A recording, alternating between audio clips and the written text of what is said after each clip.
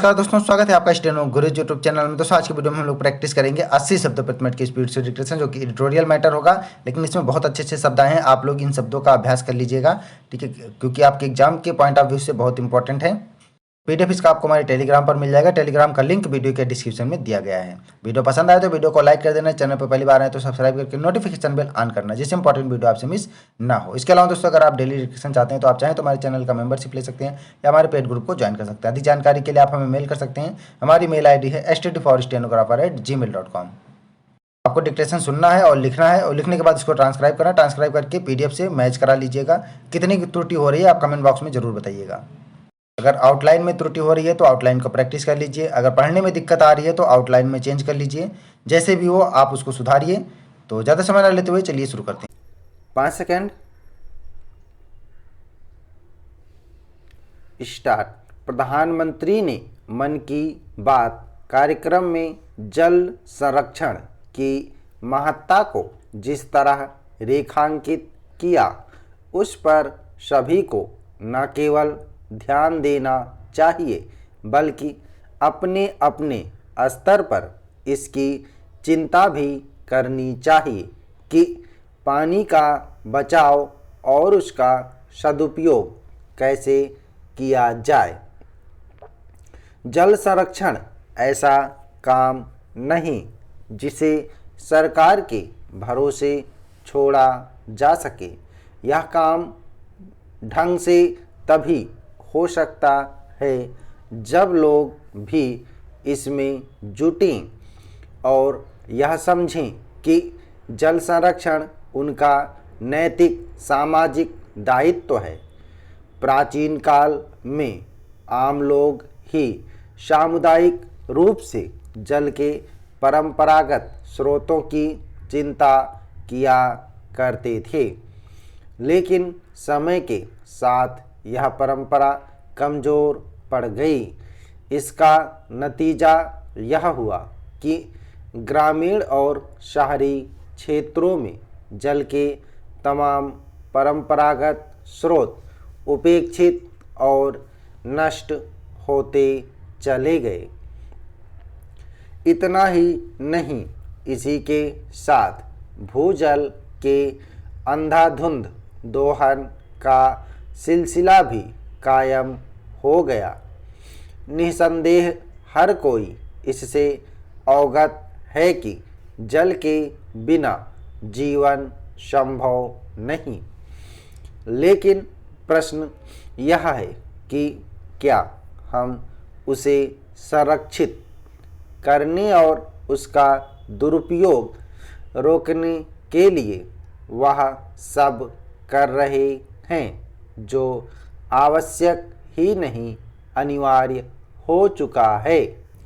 आज जब जल संकट की आहट तेज होती जा रही है और विभिन्न इलाकों में भूगर्भ जल के स्तर में कमी अथवा उसके दूषित होते जाने के तथ्य सामने आने लगे हैं, तो हर किसी को चेत जाना चाहिए। यह अच्छा हुआ कि प्रधानमंत्री ने समय रहते यह संदेश दिया कि जल संरक्षण के लिए हमें अभी से प्रयास शुरू कर देना चाहिए, क्योंकि आम तौर पर होता यह है कि बारिश आ जाने पर वर्षा जल संरक्षण के उपाय किए जाते हैं। अक्सर ये उपाय आधे अधूरे या फिर दिखावटी साबित होते हैं। यह किसी से छिपा नहीं कि यदि वर्षा जल संरक्षण संबंधी योजनाएं कागजी साबित हो रही हैं तो आम लोगों की उदासीनता के कारण ही केंद्र और राज्य सरकारें जल संरक्षण की योजनाएं शुरू कर सकती हैं, लेकिन उन्हें सफलता तो तभी मिलेगी जब लोग उनमें भागीदार बनने के लिए आगे आएंगे। प्रधानमंत्री ने आसपास के जल स्रोतों की सफाई और वर्षा जल के संचयन के लिए देशवासियों से 100 दिनों का कोई अभियान शुरू करने का जो आग्रह किया, उसके अनुरूप अभी से कदम उठाए जाने चाहिए। इससे ही जल शक्ति मंत्रालय की ओर से शुरू किए जाने वाले अभियान कैच द रेन को सफल बनाया जा सकता है। इस अभियान का मूल मंत्र है, पानी जब भी और जहाँ भी गिरे उसे बचाना है। जल संरक्षण के हमारे उपाय ऐसे होने चाहिए कि बरसात या फिर सर्दियों के मौसम में जब भी बारिश हो उसे यथासंभव सहेजा जा सके। जम्मू कश्मीर के पूर्व मुख्यमंत्री और नेशनल कॉन्फ्रेंस के अध्यक्ष फारूक अब्दुल्ला ने एक बार फिर पाकिस्तान से बातचीत का राग अलापा है। ऐसा न करने पर उन्होंने भारत और पाकिस्तान के बीच युद्ध की भविष्यवाणी भी कर दी है। इससे ठीक पहले पूर्व मुख्यमंत्री और पीपुल्स डेमोक्रेटिक पार्टी की अध्यक्ष महबूबा मुफ्ती भी यह गैर जरूरी मशविरा दे चुकी हैं। ये वही लोग हैं जो अतीत में जम्मू कश्मीर के लिए ग्रेटर ऑटोनॉमी और सेल्फ रूल का राग यदा कदा अलापते रहे हैं। उल्लेखनीय है कि पाकिस्तान पोषित आतंकवादियों द्वारा भारतीय सैन्य बलों पर किए गए कायराना पुलवामा हमले के बाद से मोदी सरकार ने पाकिस्तान के साथ सांस्कृतिक और कूटनीतिक सहित सभी प्रकार के संबंध पूरी तरह समाप्त कर लिए थे। वास्तव में पाकिस्तान एक विफल राष्ट्र है। वहाँ लोकतंत्र सेना के शिकंजे में है। चीनी खैरात, आतंक और नशे के कारोबार ही आज उसकी राजनीति और अर्थव्यवस्था के आधार हैं।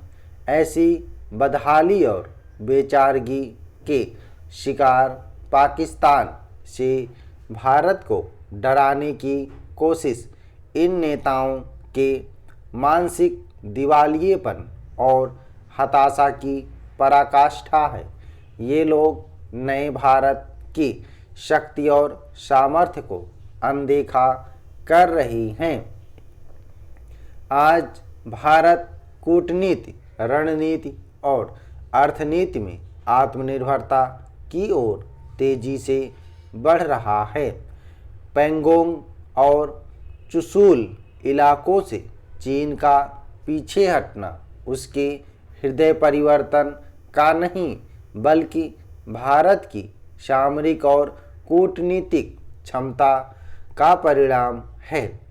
क्वाड जैसे अंतर्राष्ट्रीय संगठन ने चीन को भयभीत किया है।